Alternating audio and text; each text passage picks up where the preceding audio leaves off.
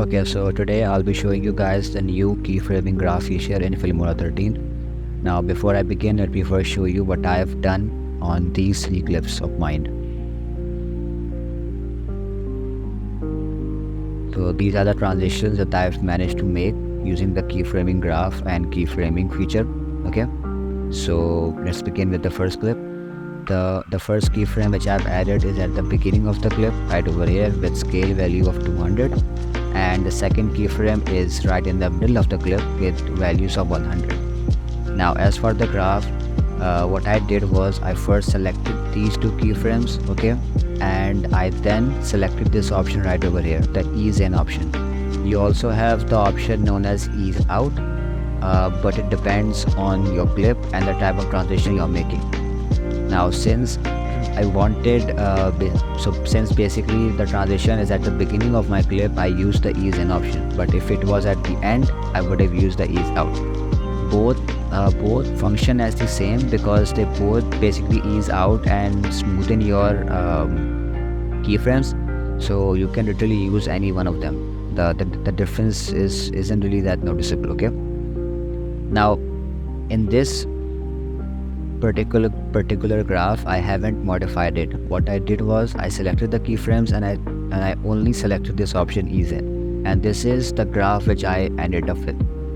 And the reason I didn't modify it is because it already met my needs, as see. So I wanted a very like smooth and slow zoom out, right? And this is what I got. So it already met my needs, so I didn't really need to modify my graphs. Now moving on, the second and third keyframe. The second keyframe is the same with the value of 100, but the third keyframe has the value of 200. Okay, now this transition over here is a fast but smooth zoom in. Okay, the first, let me show you. See, this is the transition that I made. Now as for the graphs, the same thing. I first selected the keyframes and then I eased them out using one of these two options. Now for the graph. Now the graph is the technical part. So in this clip, the graph which I've made is something like this, and how I made them is pretty simple. I first, so basically when I eased the keyframes out, right, there I was met with lines here, right? So there was a line here and a line here. So I dragged those lines over here, and one line over here, one here, one here. And the reason I did that is because I needed a sharp but smooth graph. And you can see the sharpness over here. So this is the sharpness over here, right?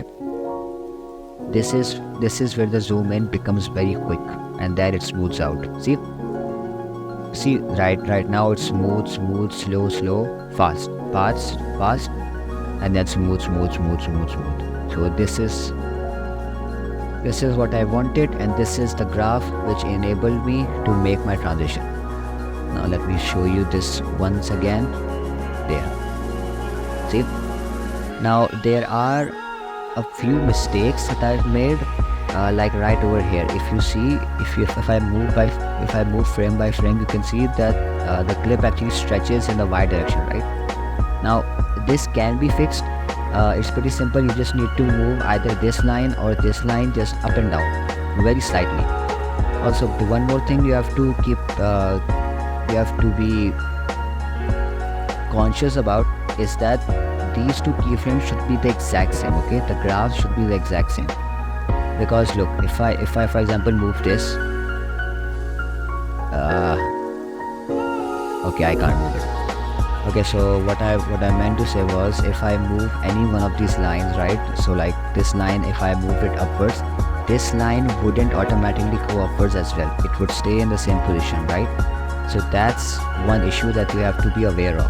You have to make the graphs as similar as possible, otherwise this would happen, this stretching.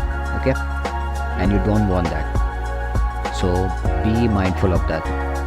Moving on, this is the third keyframe which had the value 200. You already know it. And the last keyframe which I added in the clip is with the value 50. Now the value which I used is pretty small. I could have used the value 70 or like 80, and then I could have just made the graph super fast. But for the video sake, I'll show you with a very low value and with a high value. So the scale value is pretty high, and the last keyframe scale value is pretty low. Okay, so this is the graph which I need to show you. And this is a fast zoom out. This isn't a slow and steady zoom out. It's a fast but smooth zoom out. Okay, same thing. Select your clips, ease them out, and now the graph, right? So graph is pretty different in this one. So what I did was, so once I eased them out, right? So this line over here, this small dot over here, this small dot was originally like over here, right? Same for this small dot was over here in the middle of this graph. What I did was I dragged those points all the way to the back, and these two keyframes had their points like right here, and I extended them to the end. Okay, now if you actually see these graphs, you can probably understand them, because these are pretty similar to the AE graphs that we make, AE or After Effects graphs that we make. So it's pretty similar to those, right? Now if I were to show you the transition, starts from here. You can see it's a smooth but fast zoom out. Right over here, it goes super fast, and you can see the sharp turn, right? This is a sharp turn. This is the sharp turn. Right over there, right over here, the curve is having barely any changes, but starting from this point, the curve has a drastic drop, and that's why it goes fast. Okay, and once again, you can change the values. I only used 50 as my scale value for the sake of the video to show you how the transition would actually work. Now this is the zoom out. Now moving on to my next clip, the starting keyframe had the value of 70, and the second keyframe had the value of 120. You can go for 100, but 120 is fine as well. It just made sense in this clip. Okay, so as for the graph, let me show you. Same thing. Select your keyframes. Yeah, select your keyframes, ease them out or ease them in, and then make the graph. Now it's the same logic over here. So this point and this point, which you can see at the end, were originally in the middle, like right over here. So the point of this keyframe, I dragged it to the end, same here, and the point of these two keyframes, I dragged them backwards. Okay, and you can see that there is a sharp turn again. You can see that the graph starts off pretty slow, like right about here. The graph is slow, right? So one frame it's slow, and then the second, third, and fourth, it's fast. And that's because there's a sharp upwards curve. See, you can see there's a sharp upwards curve. So that's why the graph becomes very fast, and then it just slows down and smoothens. Okay, let me show you.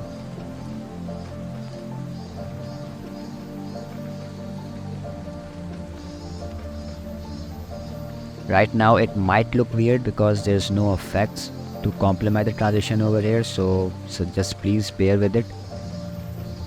Yeah, so that's the zoom out. Yeah, no, zoom in transition. Yeah, zoom in transition to complement this transition is done. Now moving on. So basically what I did next was I added a keyframe again with the same value as this one. Now you don't have to do this. Okay, you don't have to do this, but I had to do it because I was facing some issues with this keyframe, so I had to add a keyframe here so that I could just reset the graph and make the graph again. Okay, because it's hard, because sometimes what would happen is if I was to actually just ignore this keyframe for now. Okay, ignore this keyframe, and if I were to add just this keyframe and then one keyframe at the end, and then just graph this whole thing, right? Sometimes there's a chance that the graph might not work. Okay, so in order to fix that, I had to add a keyframe over here And okay, so one more thing I have to clear out is I haven't eased them out. Okay, I haven't. These are with the default thingies. Okay, I haven't eased them out or eased them in. Okay, I haven't done neither of those presets, so it's the original just keyframes. That's why you feel no difference over here. See, there's no difference. Otherwise you might have felt a difference if I had eased them out. Okay, so yeah, so sometimes add a keyframe just to reset the graph and then just make your own graph again. So my last keyframe has the value of 70. Okay, and the graph is the same thing. Select them, ease them out, and the graph is over here. Now you can see that this graph is nothing like After Effects, right? You can't really compare them with After Effects graphs. Whereas in the previous clips you could somehow compare them with the After Effects graphs, but you can't over here. And that's the thing. The graphs in Filmora are very complex. Okay, you have to modify them to your liking or your clip, otherwise they won't work. So please don't copy my graphs, but rather just get the gist of it, how they work, and then make your own graphs. Okay, so this is the graph which I've made. You can see it. Same thing. One of them was dragged upwards and extended, and one of them was dragged backwards and a little bit below. So there is a sharp turn again. There. So that's the zoom. And now for the last clip is pretty simple. The first keyframe was with the value of 50, and the last keyframe, actually not the last, but like second last you could say, is the 120. Last keyframe is nothing. So yeah. So what I did was same thing. Select them, ease them out, and this graph is similar to the graph I made, I think, in my first or second clip. Yeah. So dragged one of the points at the end, and one of the points in the middle. There is a sharp curve again, so that's why you feel this quick zoom in transition. See, once again you can change the values, or you could just add motion tiles to make the zoom more smoother. But I would say that play around with the values. Don't go for very low values, especially in zoom out, because then the issue with motion tiles comes. Okay, so I could have used a value like 100 and then maybe just increase the scale value of this clip to 150. It might have worked, it might have not worked, but it of course requires your creativity, and it requires you to modify your graphs. So that's basically it for this video. I will be making more keyframe graphs related tutorials in the future with other transitions and effects as well, because you can actually use keyframing graph panel on like positions and rotations and opacity and stuff. Okay, so I will definitely be making more transition oriented tutorials in the future using the keyframe panel. But for now, I hope this tutorial was able to serve its purpose and give you guys a basic overview and a basic explanation on how to actually use the keyframe graphs. So yeah, that's basically it. I hope you like this video and tutorial. Yeah, so I'll see you guys in the next one.